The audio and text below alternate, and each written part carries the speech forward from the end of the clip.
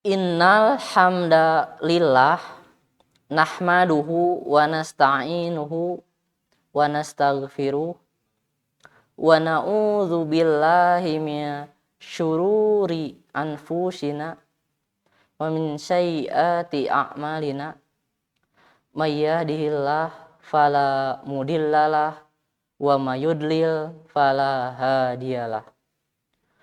Wa asyhadu an la ilaha illallah wahdahu la syarikalah wa asyhadu anna Muhammadan abduhu wa rasuluh alladzi la nabiyya ba'dah amma ba'du.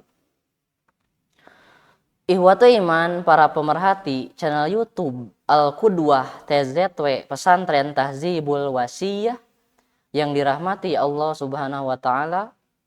Pada pembahasan kali ini kami akan membahas mengenai hukum mengeraskan doa dan zikir. Memperhatikan praktek berdoa, ternyata ada yang dikeraskan dan ada pula yang tidak dikeraskan.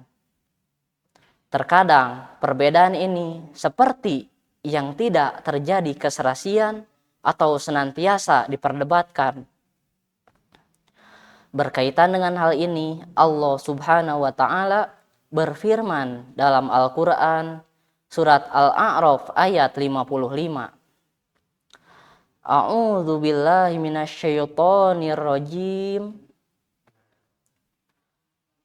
Ud'u rabbakum tadarruan wa khufyatan innahu la yuhibbul mu'tadin.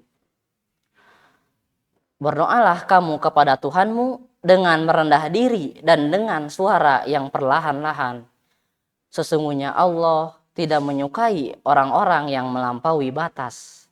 Kemudian Rasulullah SAW bersabda dalam hadis riwayat Imam Al-Bukhari dan Imam Muslim yang diterima oleh Abu Musa Al-Asy'ari yang berbunyi, Ya ayuhan nas irba'u ala anfusikum fa innakum la tad'una as-samma wala ghaiba innahu ma'akum innahu sami'un qarib.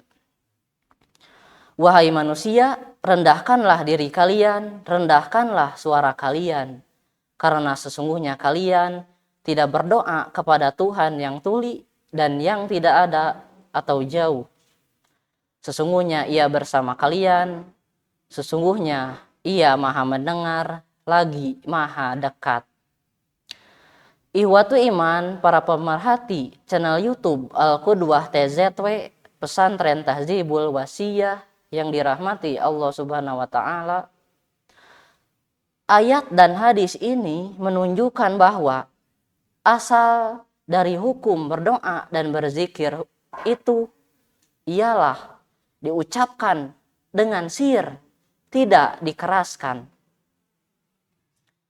Tetapi ada beberapa dalil yang sahih yang Rasulullah SAW menjaharkannya pada saat berdoa dan berzikir. Umpamanya ketika beliau berdoa ihlal dan ihram baik haji maupun umroh dan doa istisqa. Dan memang doa-doa tersebut telah disepakati para ulama bahwa sifat bacaannya itu adalah diucapkan dengan jahar atau dikeraskan. Kemudian bagaimana dengan cara berdoa dan berzikir setelah selesai sholat? Apakah diucapkan dengan jahar, dikeraskan, atau sir, tidak dikeraskan, atau bahkan diucapkan di dalam hati? Ihwatu iman rahimakumullah, ternyata ada yang berpendapat bahwa berdoa dan berzikir setelah selesai sholat itu dijaharkan atau dikeraskan dengan dalil An Ibni Abbasin radhiyallahu anhuma qala kuntu a'rifu in qita'a sholatin nabi sallallahu alaihi wasallam bitakbiri. Dari Ibnu Abbas, semoga Allah senantiasa meridhoi kepada keduanya, ia berkata, "Aku mengetahui selesainya sholat Rasulullah SAW dengan takbir." Hadis riwayat Ahmad, Bukhari, Muslim, Abu Dawud, dan An-Nasai. Ikhwatu iman rahimakumullah, menurut hemat kami, pendapat ini kurang pas dan tidak dapat diterima.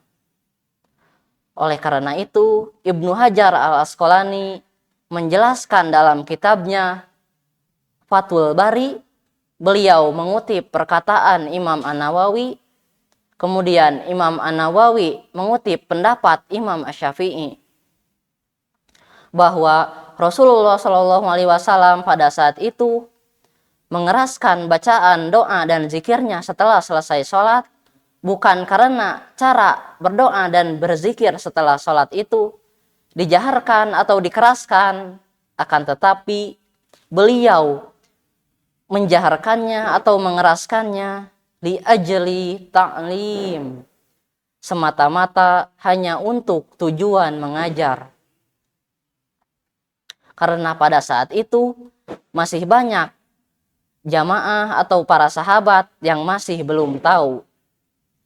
Walhasil, apabila kita berdoa dan berzikir setelah selesai sholat, maka ucapkanlah dengan sir, tidak dikeraskan, kecuali untuk tujuan mengajar. Dengan demikian, kami berkesimpulan bahwa seluruh doa dan zikir, hukum asalnya itu adalah diucapkan dengan sir, tidak dikeraskan, kecuali ada dalil yang khusus untuk menjaharkannya atau mengeraskannya. Demikian yang dapat kami sampaikan. Mohon maaf apabila ada kekurangan dan ada kata-kata yang kurang pas. Aqulu qouli hadza wa astaghfirullaha li wa lakum.